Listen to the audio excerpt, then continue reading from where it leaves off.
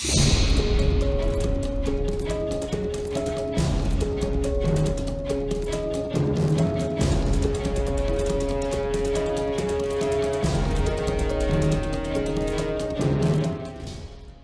and welcome back to another episode of the Blue is the New White podcast. Today, I sit down with an awesome partner of mine in the trades. His name is Scott McGrath, and he's a director at Origo BPO. Him and his offshore teams help service companies to plug their profit leaks by offering a solution to many of the common headaches for these organizations. These include, but are not limited to, providing additional support for technicians in the field, ensuring quick and accurate review of work orders, leveraging communication and technology to streamline internal processes and information delivery. I don't know about you guys out there, but I know these are some things that personally have been a challenge for me building and growing my company in the trades. So although Scott isn't in the trades directly, he certainly does his part to contribute to them. Not only does he come from a long line of tradespeople, but he works every day to support this great industry. Listen in to hear Scott's story of entrepreneurship and all about how he does his part in mitigating the skilled trades gap by making techs and managers' jobs easier. As always, this show's not monetized and we don't run ads. We rely strictly on word of mouth from our listeners to grow the show. So if you enjoy this episode, please take a moment to rate it, review it, and share it. The future generations of tradespeople depend on it. They depend on you. So thank you again, and enjoy this episode of the Blue is the New White podcast with Scott McGraw. Scott, welcome to the Blue is the New White podcast. Good to have you here today, man. Yeah. Hi, Josh. How you going? I'm doing well. I'm just really excited to talk to you.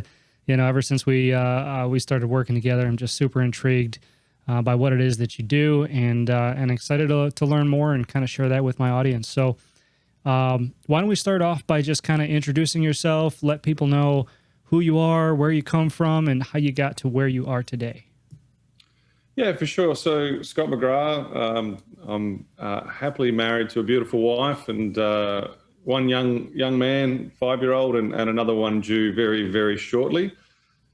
How did I get here, and the flavor of what we're going to chat about, man? Like, you know, my father was a tradesperson, one of the first people with welding tickets out of New Zealand, or heavy welding. I don't even know what it's called. So he was a tradie, a panel beater, and mate, I grew up having to go to uni and not working with my hands. So it's funny, like talking about how we're here and the trades. I went to uni, and like a lot of uni students, dropped out, but I was told that I could make more money with a piece of paper than my hands. And fast forward, I've got plenty of friends and colleagues from school that now have a lot more jet skis and boats and houses than I ever did or will. So it's uni really is short for university, for those of you who... sorry. Scott's from Australia. You're going to have to forgive him. Got the Aussie accent. Sorry, I didn't mean to derail you there. I just wanted people to know what you were talking you're about. right. We use way too many sort of slang, so I'll try and keep it to the English dictionary. But yeah, man, like I sort of started off, went to uni, but then was also in boat building. So we did manufacturing for a while there in my early 20s, and gave me a good insight of being on the tools.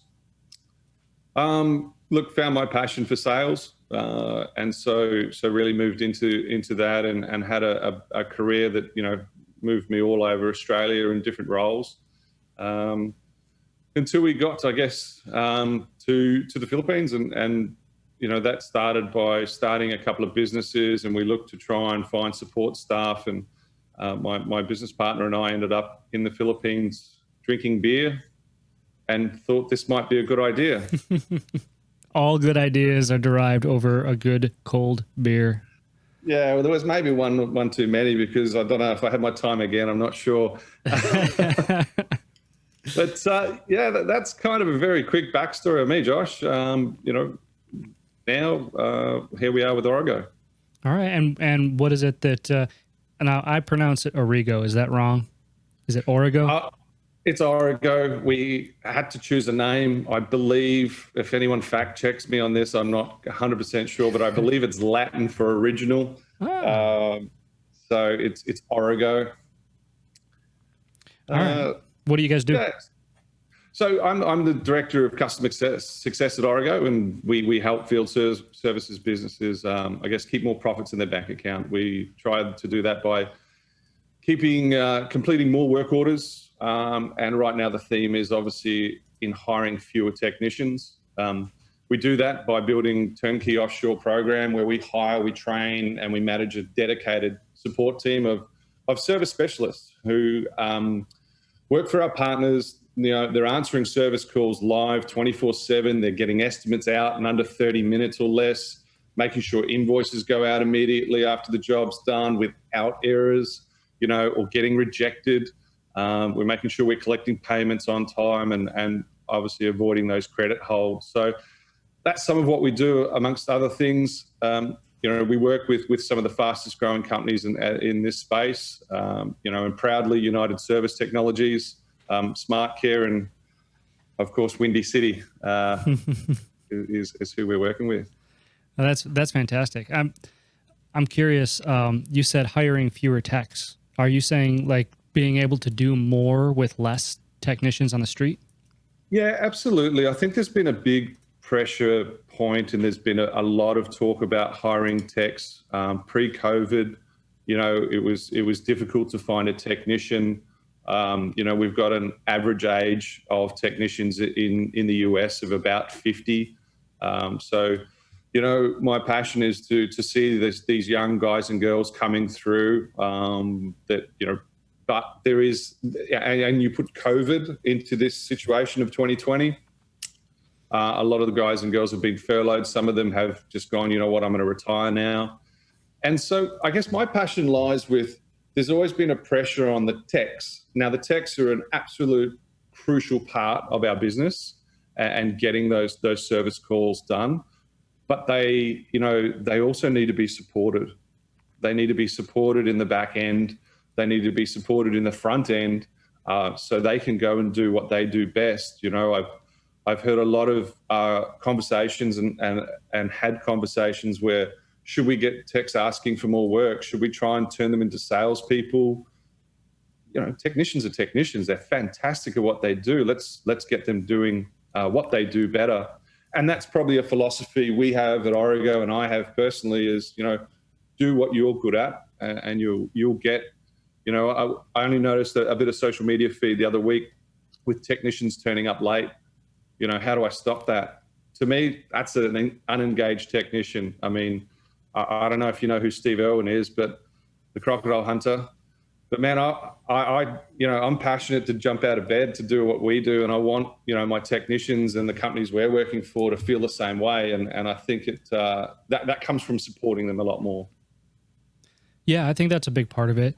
And I find it interesting, you know, because I've heard time and time again, and you're absolutely right. The average age is 50 years old for a technician. And, you know, with the increase in technology these days, the demand for customer procedure is just continuing to grow and grow and grow. And we have this conversation all the time in my company with, you know, what else is the technician expected to do? It's no longer walk into the facility, fix the piece of equipment, and leave. It's drive up to the facility, call a number, make sure you check in, get a signature from this person, electronically upload it to your software, to their software, check out before you leave, you know, make sure you take pictures, video, and have all the proper documentation. I mean, there is just an array of things that technicians are assumed to be responsible for, but it does take away from what they do best. And that's a conversation that we have a lot. And I find it interesting, you know, with what you do, because I do this podcast. I wrote the book to help close the skilled trades gap, but people like you seem to be doing your part in helping to mitigate that skilled trades gap while it still exists. And I think we need both pieces to the puzzle. Am I kind of on the right track there? Yeah, I think so, 100%. It's, you know, we can't just put it all on the front of the techs. The technicians need that support. And it's funny, you're absolutely right. And 2020 is showing that, now instead of rocking up and making sure that, there's nothing stuck in my teeth before I say hello to the restaurant manager, I got to load up on PPE and masks and gloves and hand sanitizer. So it's just those little things eat at it every minute. Yeah, no, it definitely does. So we're going to come back to what it is that you do. I want to kind of pick apart your background a little bit, if you don't mind. So it might feel like I'm interrogating you, and I absolutely am. So just get used to it. No, I find it fascinating that your father was a welder in New Zealand. I didn't know that about you, which is cool. And I'm wondering kind of what that was like in your upbringing, if he encouraged you to go to university or if he had any desire for you to kind of follow in his footsteps. What was that dynamic like? I think, Dad is very old school and, I'll get this wrong. He's in his late 60s, I think, must be approaching 70. But certainly old school. And look, he worked hard. He worked 7 days a week. He was successful, but he worked hard every day. And look, growing up, we were always at the workshop. I wouldn't like to say I can weld, because if you gave me a MIG welder right now, it might look a little interesting. But we grew up playing in the workshop. We grew, that was my background. And I think, Dad's father came, from the war and working and very similar as a carpenter and worn out at 40, and when I say worn out, bones worn out, and Dad was much the same. He wanted, I think, something better, so education was key for Dad.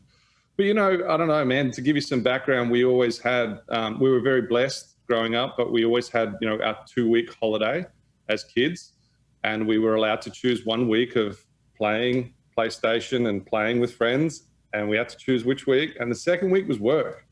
And it wasn't going to work to play. We had jobs. I can tell you now that if there was phone footage now, there'd be a lot more on the internet of me whinging about sweeping floors or, sorting out nuts and bolts. But it was a good grounding. Yeah.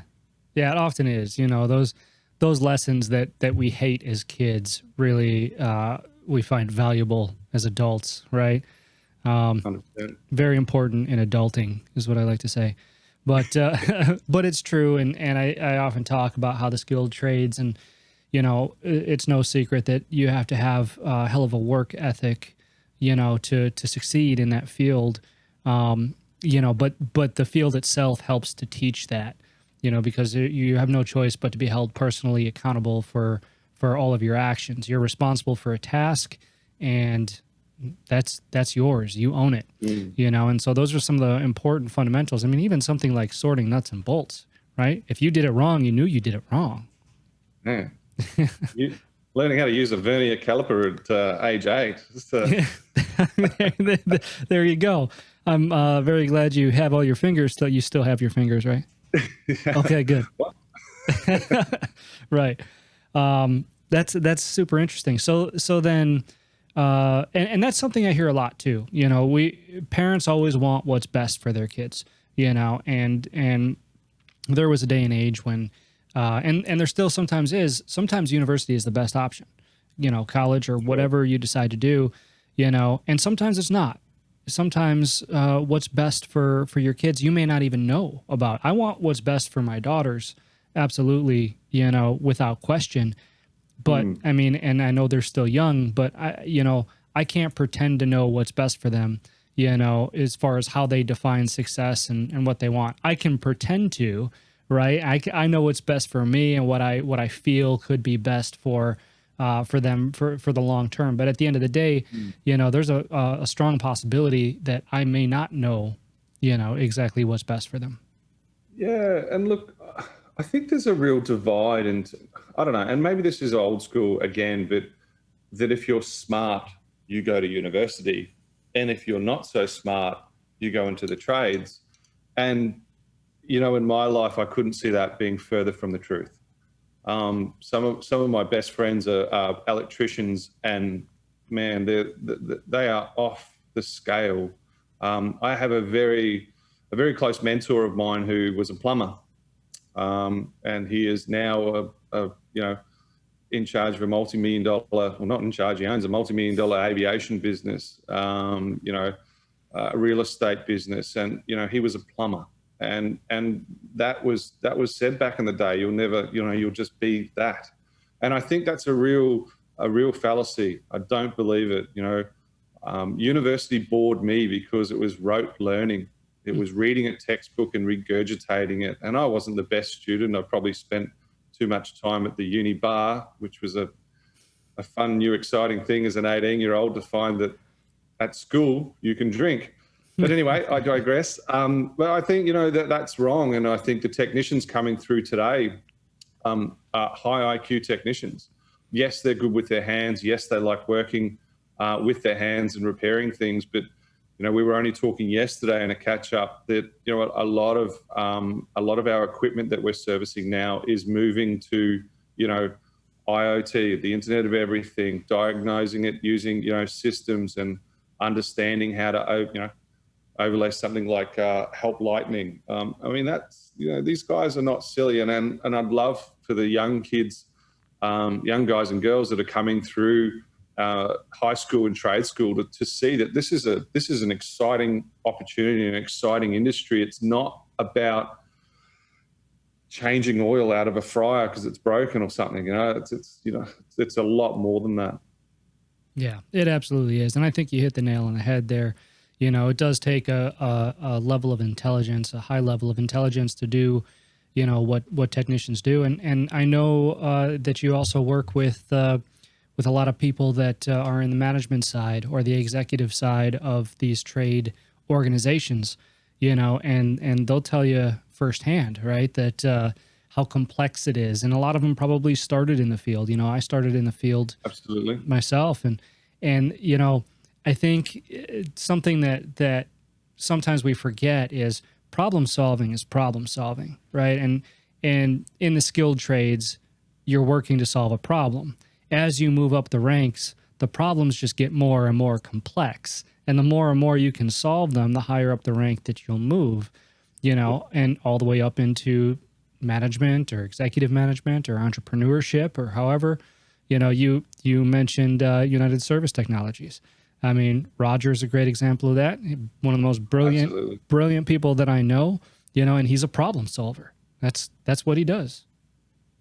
100%. Yeah, no, definitely Roger, I think, leads the way and has done for 20 years in terms of technology and how that's going to be more and more introduced into what we're servicing, the equipment, but just how we operate as human beings as well. So, no, I can definitely get lost in a conversation with Roger for days. Yeah, you and me both.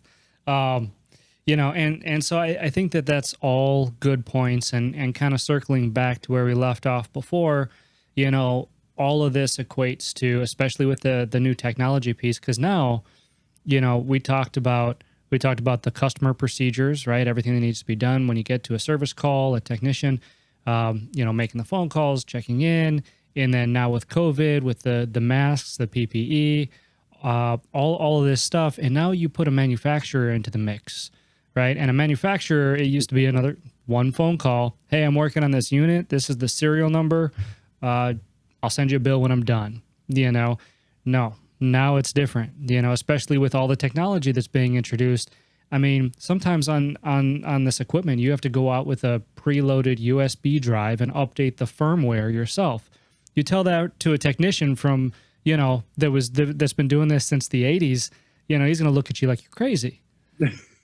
and it's just a testament to this day and age and the world that we live in and how complex it is. So I love to see people like you come in and start to offer a solution as to how we can make it less complex for the people on the front lines, the people that are actually out there doing the work. Yeah. And look, that's one of the things that I love about what we do to support techs is, I call it being their co-pilot. Imagine you're sitting there and you've got a part, and you mentioned manufacturers. there's so many manufacturers now. There is so many different models of all the equipment that we're servicing. And not only that, we've got aftermarket parts now. And I think you'd know better than anyone, they don't all fit the way they should. So, having that tech to be that co-pilot where, I might need to ring the manufacturer, but instead of me doing that, I can carry on with my job. I know my team has got my back to get that done straight away whilst I'm on site, get back to me with the right, the right information or whatever it may be, some validation on what I'm doing. So it's really that co-pilot seat and supporting the technicians. Yeah, absolutely. And I'm curious, I know that this idea came to you over a beer, but I'm curious how you decided to get into this vertical, with what you do. Yeah, look, I guess I was working for a business and was just bored. Again, I think that the CEO, when he hired me, looked at my resume and went, "How long are you going to be with me until you try and start another business?" And to his credit, he gave me a shot because I said, "No, sir, I promise I'll stay here for 10 years." So 2.5 years later, I'm really, and it was probably a year and a half into the job. Apologies, Davin, if you ever watch this. I wanted to do something different. So I started I wasn't a bookkeeper or an accountant, but I started a small business with virtual bookkeeping for businesses as cloud software really started to take off, and joined up with a fantastic bunch of accountants, and we rolled out this business. And in order to make it efficient, we looked to the Philippines to have some staff complete some of those things, after hours and do a lot more of the doing. And so that's where it started. We engaged with a few suppliers, and we didn't, I wouldn't say it just wasn't for us. We're like, we can get more out of this. We've got these people and they're doing things, but it wasn't enough for us. So, it was a heck of a lot of fun. We went to the Philippines and, beautiful people, beautiful country, an absolute ball I had, getting over there and mixing with everyone and the relationships that we've built over there with different people. So that's sort of where it came about. And we thought, and I've got to be honest, Josh, it wasn't anything solid. I didn't have a plan. We just thought we could do better. And, that was 5-6 years ago, and it's taken us all of that time to try and be better and get better. And we've still got a lot more learnings. But I think what we did is really just, this isn't about, I guess what we do is people are an amazing, important part of what we do, but they are a part, and process is the biggest thing. Understanding what you're doing, understanding what exactly, even if I'm a person in charge of, we talk about collecting payments, right? And it might be a fairly mundane, boring thing for some of the people watching here that are text. But does that person that's collecting a payment really know why he's collecting that? He or she know why he's collecting that payment and what benefit that does have? Do they understand how that affects Windy City? So it's that deep learning and making sure that, we as a business understand what our partners do, what their ethos is, where their goals are, and making sure their team understands that. But then processing, making sure you understand the process. I often say that and we do it to our internal staff. We sort of often say the Philippines, get a magical fairy to do everything. And it's not true. People love doing what they're really good and passionate about. And so I guess that's where we as a business have shaped ourselves to really, what is the process? What is the right person for that fit, for that job? And then that's where we've developed our business and, putting it on paper, framework, the hit by the bus mentality. What happens if I get hit by the bus today? And it happens in business. Oh, Susie used to do that. We don't quite know. And this is where I think a lot of businesses fail to be able to scale. And I can't let go of this person, or I can't reallocate them because I don't know what they quite do. They just turn up to work and do it. So, yeah, I'm probably carrying on here, but it is super exciting to me. Process, and aligning the right people. Yeah. No, and there's a lot to be said about that. So I'm curious, what is it about the people in like the Filipino culture that makes them such a good fit, for this type of work? They're dedicated, hardworking people. We were just talking before we started, Josh, about tragically some typhoons that have come through that have been quite devastating. The Filipino people are just so resilient. They're ready to get back up. I probably had to stop a few of our guys getting in boats to try and get to work. It's Wow. fantastic. Yeah, dude, I'm dead serious. They're amazing, wonderful people. A big relationship with the US. Our business park that we're in was the largest US base outside of the North America for many years. It's not anymore, and now it's a business park. But during World War II, there was certainly a very close relationship there, and that has stayed. So all of our guys and girls speak with a little bit of an American accent because it's American schooling and American teaching. So yeah, that's some of the reasons. That makes sense. That makes a lot of sense. And I the only reason I ask is because I hear it all the time, talking to business owners, and everybody says the same thing, right? Good help is hard to find, and it doesn't matter if you're talking about technicians or you're talking about office staff, but I don't disagree that good help is hard to find oftentimes, but you also have to know where to look. And you also have to know exactly what it is that you're looking for, in order to create a long-term employee, a long-term position, and ultimately enable the success of somebody else. Because, that's basically the premise of what I talk about is allowing people the opportunity to succeed in the trades, because that happens to be, my focus.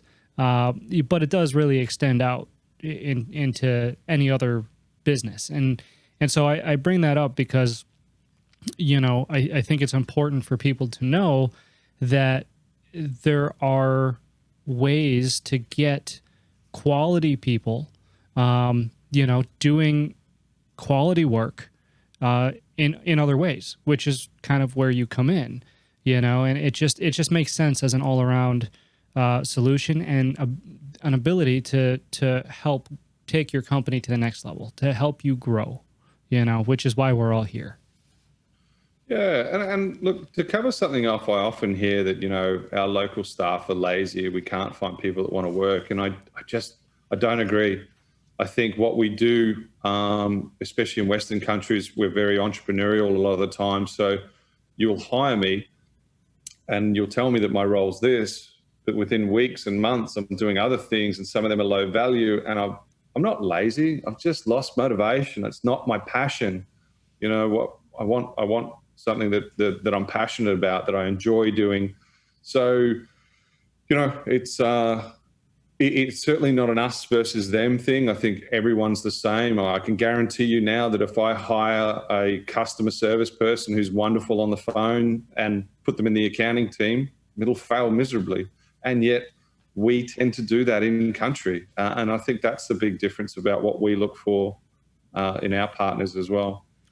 Yeah, and that makes a lot of sense. And I think it's also a good segue into one of the articles that you sent me before this podcast, talking about profit leaks, because I think what you're saying now is a good example of kind of where these leaks can derive from, because you're absolutely right. When you bring somebody in, you tell them to do something, and then you're having them go a million different directions because you, as an entrepreneur, went a million different directions when you were building the business. Sometimes you just don't know a better way, right? Yep. So as I look over some of these bullet points that you sent me, that's kind of the feeling that I get with some of these is, you have to have a clear direction. So you want to talk about a couple of these? I think they'd be super valuable for our listeners. Look, I do, and let's keep it on the theme of the technicians as well, because sure. Asking techs to get another work order when they're out, And what's happened in the past, what we've seen is that I've gone out to fix a fryer and I've noticed that something else, and we want it as business owners to ask for more work orders while you're there. And so you end up saying to the manager, hey, the toaster's on the fritz. I think we should do it.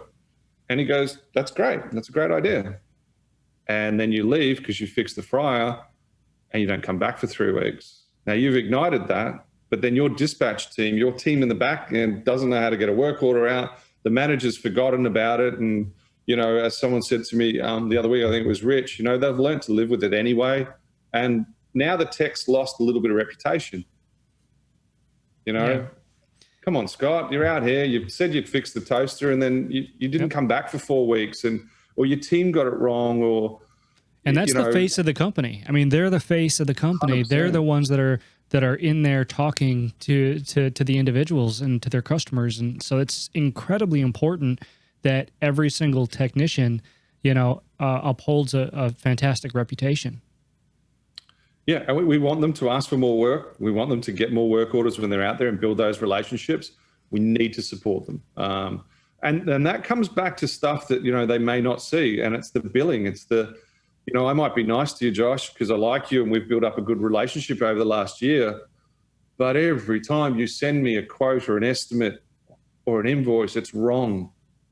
I like you, buddy, but just fix it and go because I know you're going to be a pain in the bum. You don't see it, but my team do.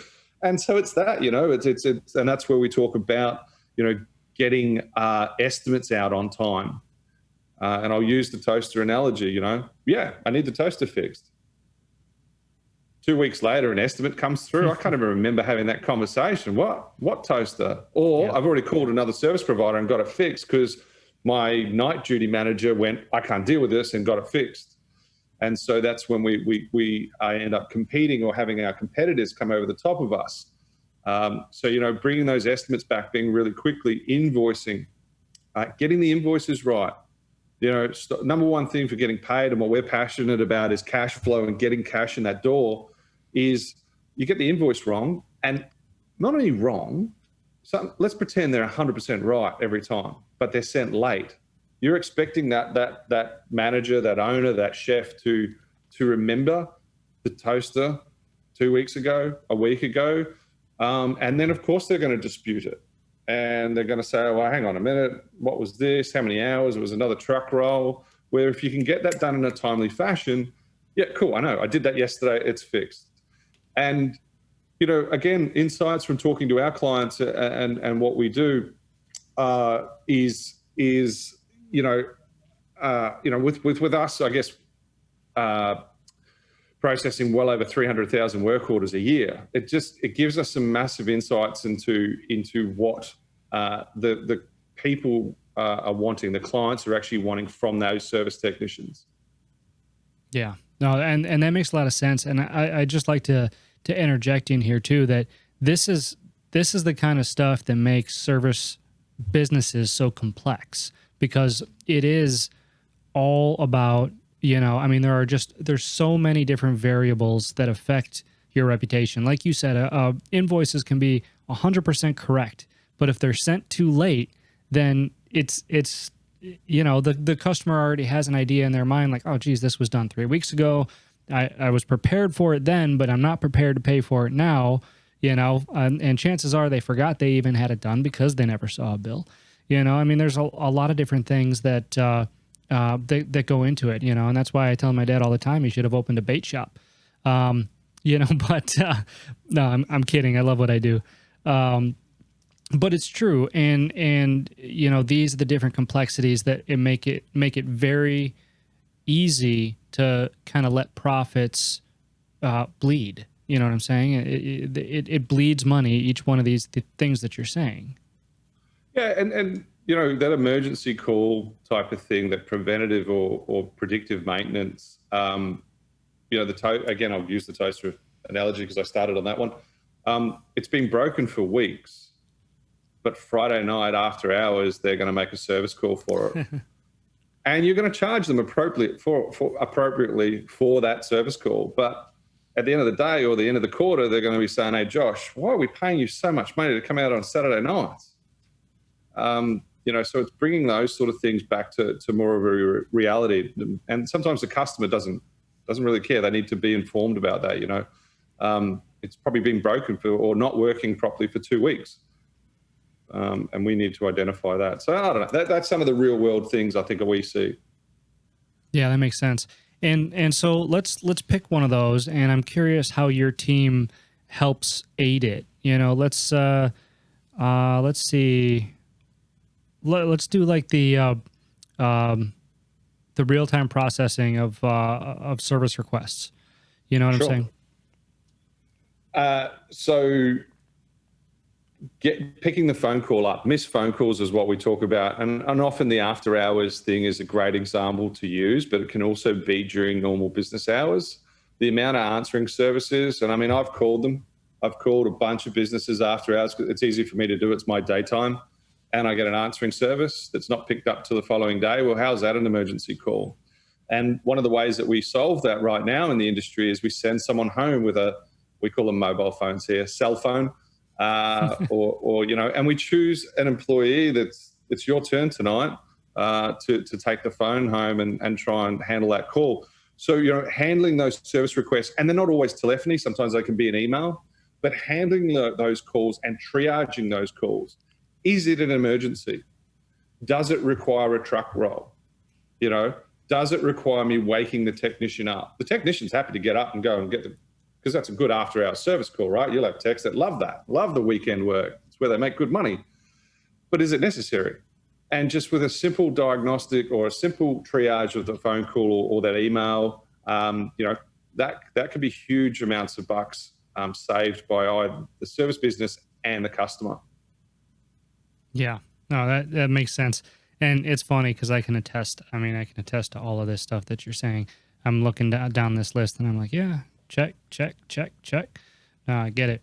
And I think it's remarkable, because this is something that is necessary, number one, in the industry, I feel like, because, to operate a good business, you have to have efficiencies, you have to have systems and procedures, and things like this, and hiring a company like you, Scott. I have to admit, it almost forced me, when we entered into our partnership, to come up with the best procedure that works for my organization, because I am one of those typical entrepreneurs.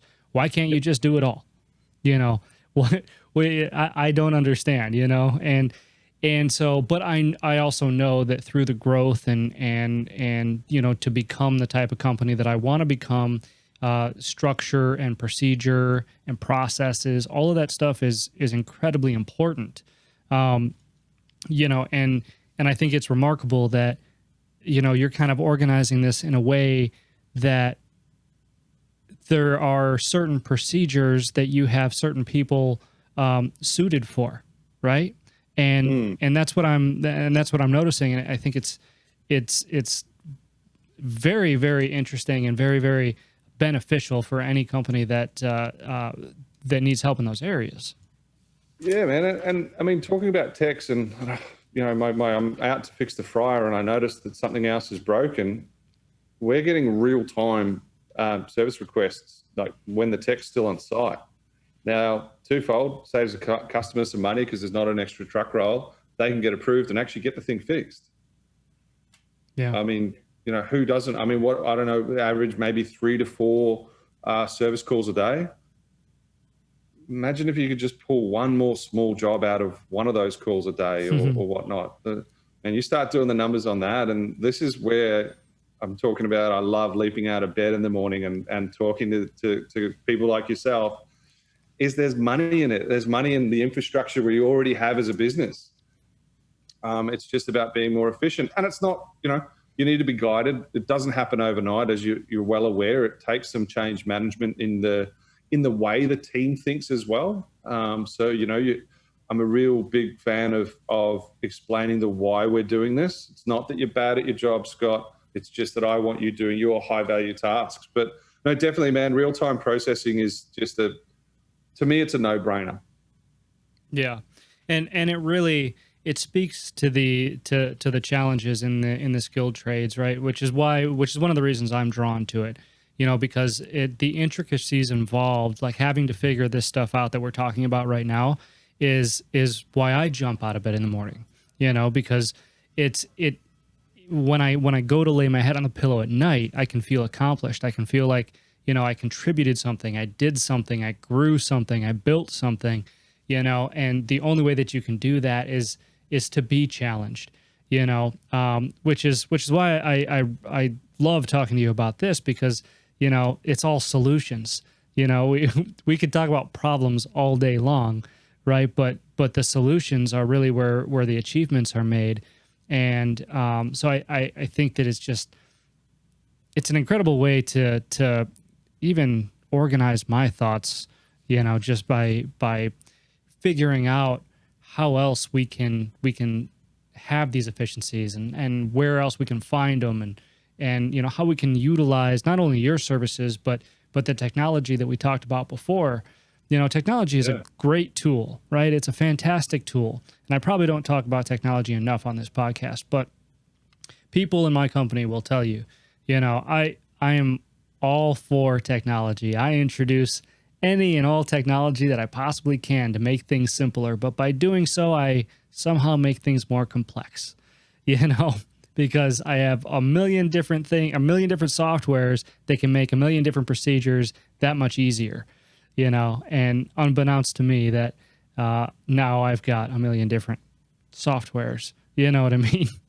And tech stack just gets crazy. And you know what? One of the things we're trying to do now is we're giving these technicians iPads and asking them to fill out everything, including a serial number, what's wrong, and all this.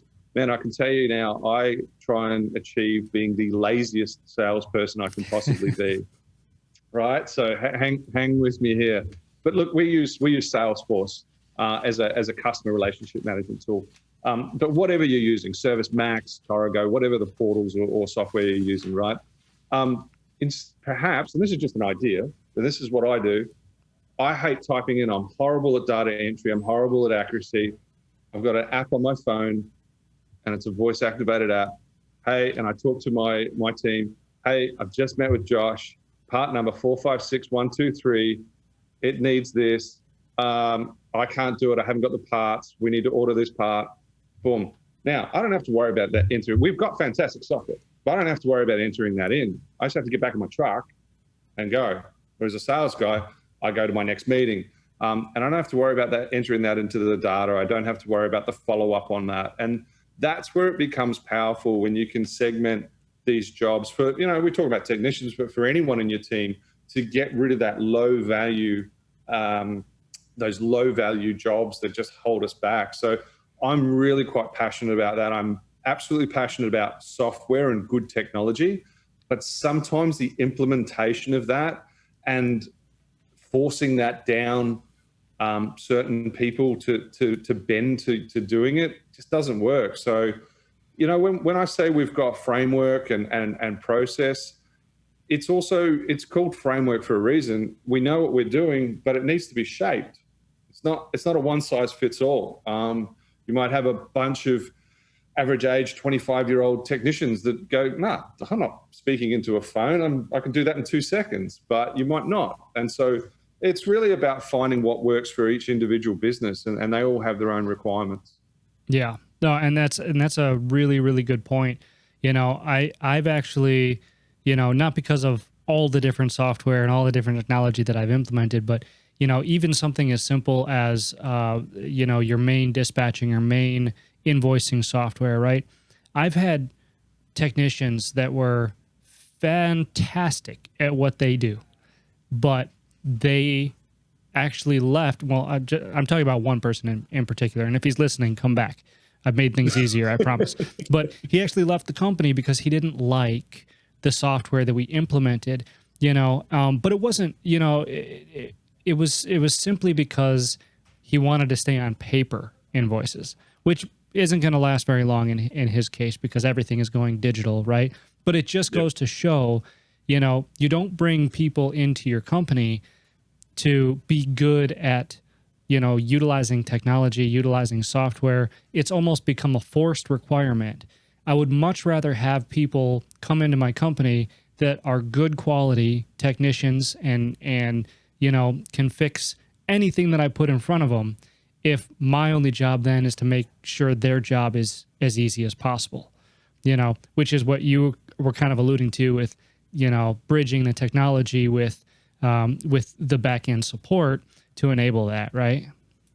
Yeah, absolutely. And, it's funny, we had a conversation, hopefully I'm not digressing too much here, but on geographical regions and why it's important to do, real-time processing and get these things done, is that if I'm the only technician in the county, then I'm going to get the job, whatever.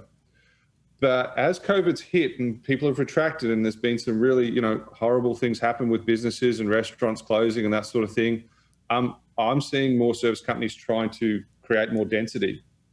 Now, more density is more competition. And so if you don't do it and you can't get out there real time, then you've got competition that can. And so, that's another dynamic of this. There's, you've got other people willing to get out there and get these jobs done. So it's important to stay on top of it. Another question for you. I love to ask everybody this.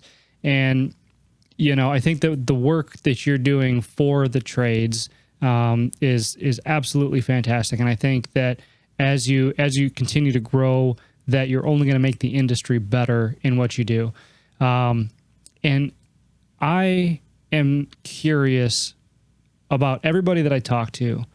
We talked earlier about success, right? So I'm curious for you, Scott, personally, how do you define success and how is what you're doing today helping you to achieve that?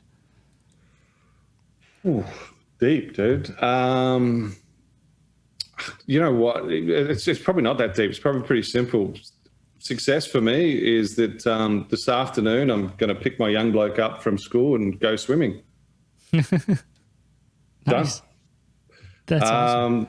From a business sense, I guess, assisting a lot of these companies out there to grow and scale. A lot of businesses buy themselves a job. The promise of freedom, and they end up working 7 days a week and they end up sacrificing friends and family. So my definition of success is being able to spend time with friends and family, enjoying what I do for work. What kind of life? It's not a life to wake up every morning and you can't wait for the bell to ring. Making sure that I'm passionate every day and new things pop up. And that's what I love seeing in our clients, seeing them grow, seeing them be able to create what they want. And, it's not all about having 1,000 technician service businesses either. Maybe you're happy with 15. And if you can run that really efficiently with 10 or 15 or whatever the number is, man, that's success. It's not success if you're working 70 hours a day. That's not success. Yeah. No, I agree 100% with that, Scott. So with that, why don't you tell people where they can find you, where they can find your company? Sure. So Origo BPO.com.au. Certainly in the comments, once you post this, I'm happy to chuck the details down. You can quite easily find me on LinkedIn, but ORIGO BPO.com.au. So it's Origo, and reach out, have a chat. Look, just a short plug. We have a profit leaks audit that we're happy to do with people. And it may be something that people listening to the podcast today can just do and mull over as we come into the holiday season or the Christmas season. Maybe just to start to think. That's what I'd love. Just to start to think about these different areas around invoicing and service requests that we've talked about today, and after hours and work orders out on time and all that sort of thing. So hopefully we can do that. Awesome. Well, Scott, thank you again for taking the time to talk to me on this show. I know that a lot of my listeners are going to get a lot of value out of listening to you speak and a lot of enjoyment listening to your awesome accent. So, Scott, thanks again. Thanks, appreciate your time, and we'll have to do it again. Wonderful, Josh. Thank you so much.